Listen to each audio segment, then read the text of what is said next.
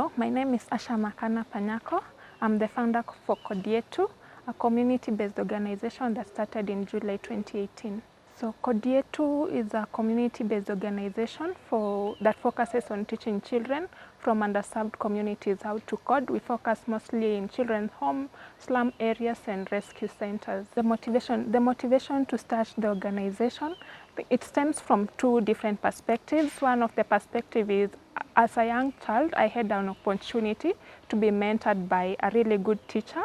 So he mentored me. He used to make sure that I had everything that I needed. He used to stock my bag with so many books, but then I lost him when I was in grade 6.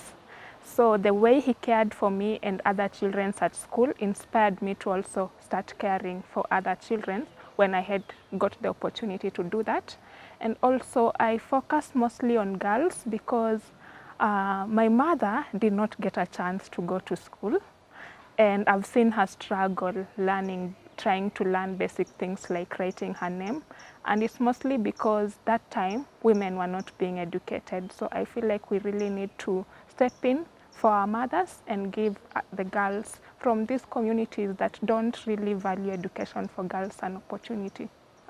Beneficiaries of my organization are mostly young children from 6 to 18 years old from underserved communities. So I work with kids from Kibera slums, Kawangware slums, children's home in Kikuyu. I work with kids from Lamu and rescue centers like Samburu Girls Foundation for girls rescued from female genital mutilation and early marriages. I think since inception, I've trained over 300 kids. So what I try to do is every year I enroll a minimum of 50 children to the program, and as it's grown, some of them have graduated high school and gone to do other things. But now at the moment I have 200 kids that I'm training across 3 counties. So it's Nairobi, Lamu, Samburu and Kakamega, actually 4. My most inspiring success stories, first is to see these kids excel and build confidence in themselves and write code and solve problems. But also just seeing them, I enrolled them to different global competitions. So since 2020, the kids that I've enrolled have consecutively won the Global Social Impact Award for Technovation, and they've been even invited to pitch in Silicon Valley, and they've gotten awards for sponsoring the education. Yeah, there are so many challenges given the subset of kids that I deal with. So first, the vulnerable kids. These are kids that have been abandoned from birth. These are kids that are surviving female genital mutilation. Some of them were married at 7 years old. They've gone through a lot of trauma. So just gaining their trust, working with them to a point where they're able to understand the objective of the program and to believe in themselves again. That's it's something that you really have to work on and build. Another thing, of course, they're very under-resourced.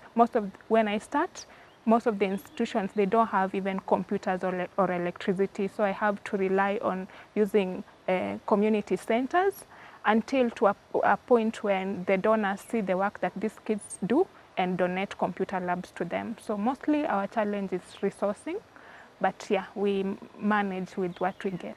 So another way that we are adopting to the challenge is we are trying to see now a commercial-based model that will supplement the kids that we support that are not well off.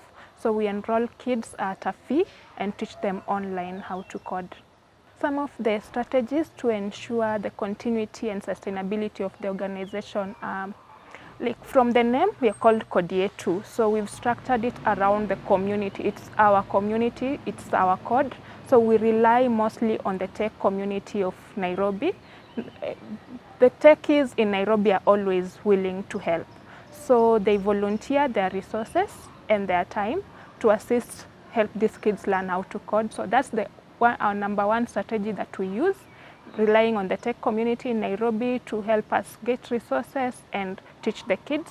And another thing, we are looking at partnership with organizations that can help equip these institutions with computers and facilitate things like connectivity to enable the classes to run seamlessly. So our initiative aligns to the inclusion theme by making sure that 80% of our students are girls. And I feel like we have a bigger number of girls because the organization is run by women and they relate and they feel more comfortable with us. So we're able to get a bigger number of girls. But also our aim is to make sure that we walk the journey with the girls from beginning up to work placement, and that way they'll be able to bridge the male-dominated tech community.